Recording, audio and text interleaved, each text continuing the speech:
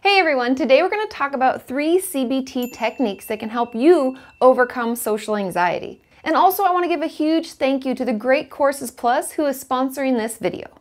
First, let's define the term anxiety. Anxiety is a feeling of worry, nervousness, or unease, typically about an imminent event or something with an uncertain outcome. Now, when we talk about social anxiety, that worry or nervousness is focused primarily on social interactions.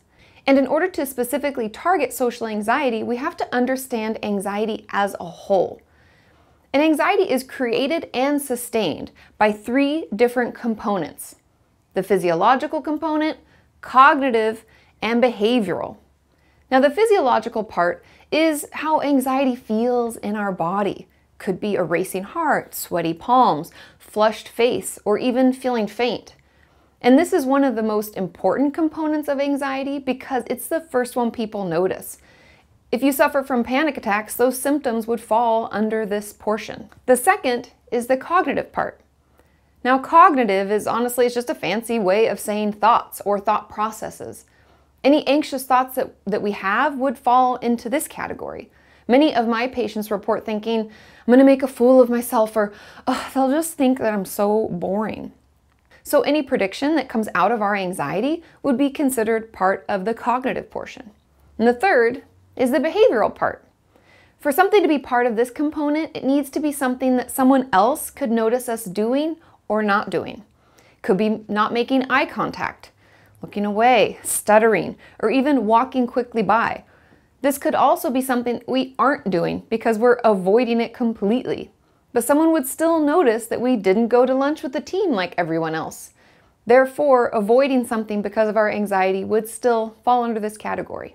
Now, most people with social anxiety don't just experience one of these components. In fact, these 3 parts usually work together to intensify our anxiety episodes. For example, let's just say that your boss comes over to your desk and says that they would like to see you after lunch. You could automatically think that you must have done something wrong or that you're, in really big trouble for something. Then you begin to feel your muscles tighten, your heart starts to race, and you begin to sweat. Then you may dread going in to see them in their office, trying to put it off as long as you can, or even struggle to make eye contact once you get in there. So you can see, just based on that simple example, how all 3 components almost happen automatically when we struggle with anxiety.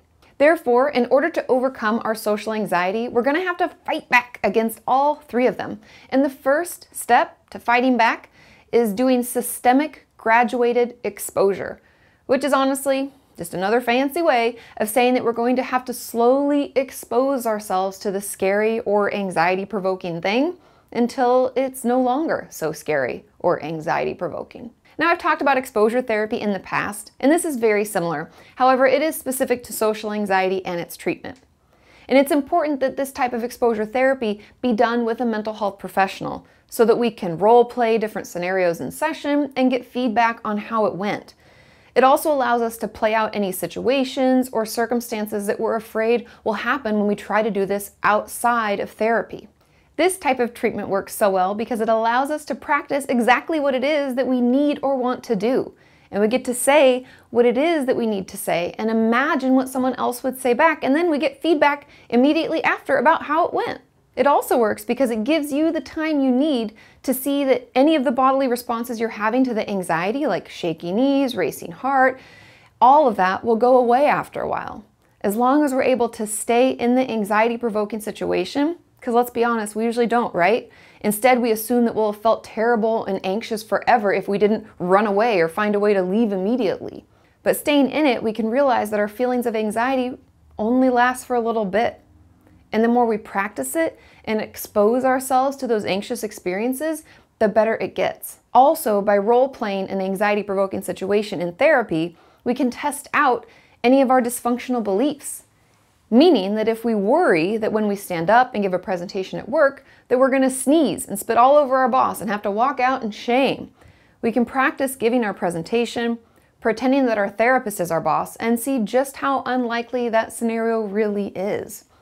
It's sort of another way of testing our anxious beliefs to show us just how faulty they are. And step number 2 is cognitive restructuring, which is just another fancy saying. but it really means that we are going to safely question any beliefs, assumptions, or expectations that we have. Just like I mentioned before, we may believe that when we give our presentation, we're going to sneeze on our boss and we have to walk out in shame. This portion of treatment helps us acknowledge that expectation and learn to healthfully question it.